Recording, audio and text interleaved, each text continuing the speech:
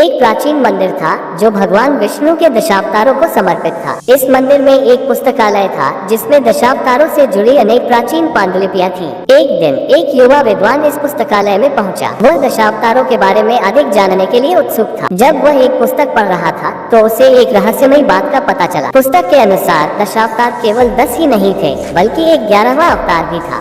यह अवतार अभी तक प्रकट नहीं हुआ था, लेकिन जब वह प्रकट होगा तो संसार में एक बड़ा परिवर्तन आएगा। विद्वान इस रहस्य को सुझाने के लिए उत्सुक हो गया। उसने पुस्तकालय की अन्य पुस्तकों का अध्ययन किया, लेकिन उसे कोई और सुराग नहीं मिला। वह निराश हो गया था, लेकिन फिर उसे एक पुरानी पांडुलिपि मिली। इस पांडुलिपि में एक रहस्यमयी नक्शा था। नक्शे में एक गुप्त स्थान दिखाया गया था। विद्वान को लगा कि इस गुप्त स्थान में 11वें अवतार का रहस्य छिपा हुआ है। वह तुरंत उस गुप्त स्थान की खोज पर निकल पड़ा। नक्शे के अनुसार गुप्त स्थान एक जंगल में था। विद्वान ने कई दिनों तक जंगल में भटकते हुए गुप्त स्थान की खोज की। अंततः उसे वह गुप्त स्थान मिल गया। यह एक गुफा थी जो एक पहाड़ के अंदर थी। गुफा के अंदर विद्वान को एक मंदिर मिला। मंदिर के बीच में एक मूर्ति थी। मूर्ति बहुत ही अजीब, ये किसी भी ज्ञात देवता की मूर्ति से मिलती जुलती नहीं थी। विद्वान ने मूर्ति को ध्यान से देखा।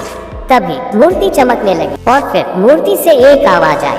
आवाज ने कहा, मैं ही 11वां अवतार हूँ। मैं इस संसार को बचाने के लिए आया हूँ। विद्वान बहुत डर गया था। उसने पूछा, आप कौन हैं? आवाज ने कहा, मैं कल्पना हूँ। मैं इस संसार में शांति और प्रेम लाऊंगा। तभी विद्वान ने महसूस किया कि वह एक सपने में है। जब वह जागा तो उसने पाया कि वह पुस्तकालय में बैठा है। उसके हाथ में वह पुस्तक थी जिसे वह पढ़ रहा था। विद्वान को लगा कि यह सब एक सपना था, लेकिन उसे ये भी पता था कि यह सपना कोई साधारण सपना नहीं था। यह एक संदेश था, एक संदेश जो बता रहा था कि भविष्य में कुछ बहुत बड़ा होने वाला है। कथा का अंत, विद्वान ने इस रहस्य को किसी को नहीं बताया। उसने सोचा कि यह रहस्य उसके साथ ही रहने देना चाहिए। वो बस इतना चाहता था कि संसार में शांति और प्रेम रहे।